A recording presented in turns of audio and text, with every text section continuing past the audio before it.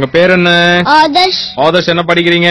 3rd standard. ஓ, என்ன கதை சொல்ல போறீங்க? வாயால் வந்த வினை கதை சொல்ல போறேன். சூப்பரா தம்பி, எல்லாரும் வாயை வச்சிட்டு சும்மா இருந்தா ஏன் பிரச்சனை வரப்போகுது? சரி, என்ன கதை? ஒரு ஊர்ல ஒரு புது பாலம் கட்டினாங்க. அந்த பாலத்தை திறக்கிறதுக்கு பெரிய பெரிய ஆபீசர் எல்லாம் வந்திருந்தாங்க. குறுக்க ஒரு ரிப்பன் கட்டி அந்த ரிப்பனை கட் பண்ணி எல்லா காரும் போக ஆரம்பிச்சது. அந்த விழாவுல ஒரு பரிசு வச்சிருந்தாங்க. அதாவது அந்த பாலத்துல 100ஆவதா வர காருக்கு 10,000 ரூபாய் பரிசு அப்படின்னு சொல்லி. அப்புறம் டைம் ஆயிட்டே இருந்துச்சு. 100ஆவதா ஒரு கார் வந்துச்சு. எல்லாம் ஓடி போய் நிறுத்தி, கங்க்ராச்சுலேஷன், நீங்க ஜெயிச்சிட்டீங்க, நீங்க 100ஆவது காரு, இந்தாங்க 10,000 ரூபாய் பரிசு, பணத்தை வச்சு என்ன பண்ண போறீங்க அப்படின்னு கேட்டாங்க. அதுக்கு அந்த கார் ஓடிட்டு இருந்த ஆள் சொன்னா, முதல்ல இந்த காசை வச்சு ஒரு டிரைவிங் லைசன்ஸ் வாங்கணும்.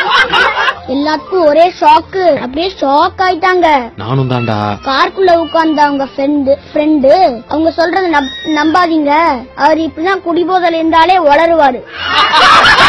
லைசன்ஸும் இல்ல, சரக்கு வேறையா, ட்ரங்க் அண்ட் டிரைவா? ஆபீசருக்கு கோபம் வந்துருச்சு. ஏண்டா லைசன்ஸும் இல்ல, குடிச்சிட்டு வர வண்டி ஓட்டுறியா அப்படின்னு கேட்டாங்க. காருக்குள்ள இருந்த இன்னொரு ஃப்ரெண்டு, அவன் அப்பதான் தூங்கி எழுந்தானா, அவன் சொன்னான், அதுக்கு தாண்டா அப்பவே சொன்னேன் ரோட்ல நிக்கிற காரு திருட வேணான்னு. காரு திருட்டுக்காரா? ஆமா. அதுக்கப்புறம் போலீஸ் அவங்கள கூட்டிட்டு போய் நல்லா செஞ்சுட்டாங்க. இதுல நம்ம என்ன செஞ்சுக்கிட்டோம்? பேச வேண்டிய நேரத்துல பேசணும், சும்மா இருக்க வேண்டிய நேரத்துல சும்மா இருக்கணும். This is the moral of the story. Yes, பிரமாதடா தம்பி. வேற ஏதாவது கதை இருக்கா? இங்க பக்கத்து வீட்டு கதை சொல்லட்டுமா?